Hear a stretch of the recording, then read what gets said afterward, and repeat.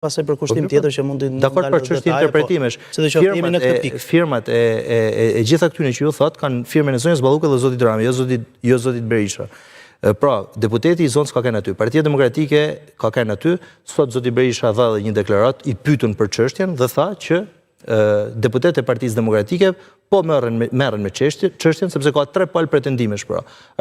Pretendon ai që thot kam kanë pronar i këtyre zonave, pretendojnë pronar dhe patjetër dhe investitori që ka vendos me fillu ndërtimin që pretendon që i ka letrat në rregull. Pra kjo gjë duhet më qartësu, por Partia Demokratike ka kanë afër banorëve të rrjellit dhe i takon në radhë parë Bashkisë Shkodër me qartësu pse është dhënë ajo leje, si është dhënë ajo leje, institucioneve të shtetit. Aq më tepër akoma që janë nga qeveria, ndoshta për ju është edhe një plus akoma më i madh për të protestuar apo për të kundërshtuar. Po problemi është se ka një artikulim të çuditshëm, pra. Ato banorë kanë votuar Partinë Socialiste dhe Partinë Social-Demokrate dhe i kërkojnë llogari opozicës pse po i bëhet shkelje. Pra që në artikulim ka një problem të madh.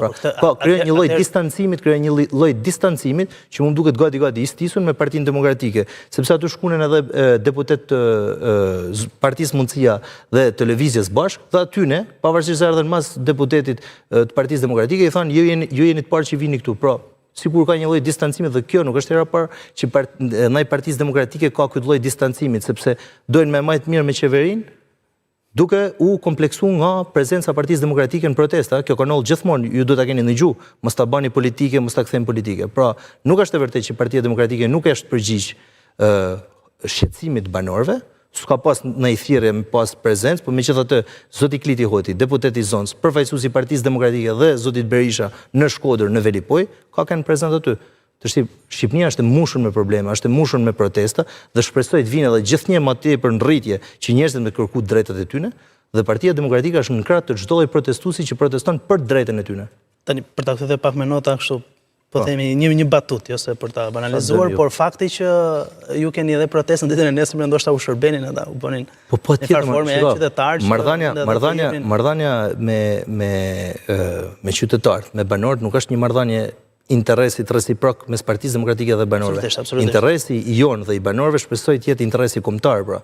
Ne thrasim një protestë edhe për drejtën e tyre, sepse shiçka është diçka.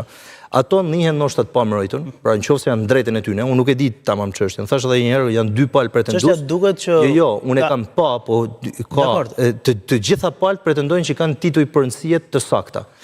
Por gjithsesi, ajo që i intereson atyne banorë dhe çdo lloj banori që kërkon drejtën e tyre është me pas një balancë pushtetesh. Sot Shqipënia nollet jashtë çdo lloj balancës pushtetit. Është një person, pra nuk është thjesht më një parti, është një person që vendos për gjithçka.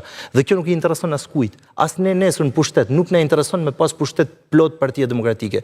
Duhet me pas opozitë funksionale, qeveri funksionale, drejtësi funksionale, media funksionale, tu kenë secila të lira dhe të pavarur nga njëra tjetra. Këtë kërkon Partia Demokratike. Dhe kjo është në interesin edhe të banorëve të rrjellit edhe çdo lloj banorit, pra për me pas balancë pushtetesh. Tek protesta rrjellit është e pavërtetë dhe pa drejt parashtrimi që i bëhet sikur Partia Demokratike nuk ka kanë aty. Deputeti i zonës po, Partia Demokratike e Shkodrës po, kryetari i Partisë Demokratike me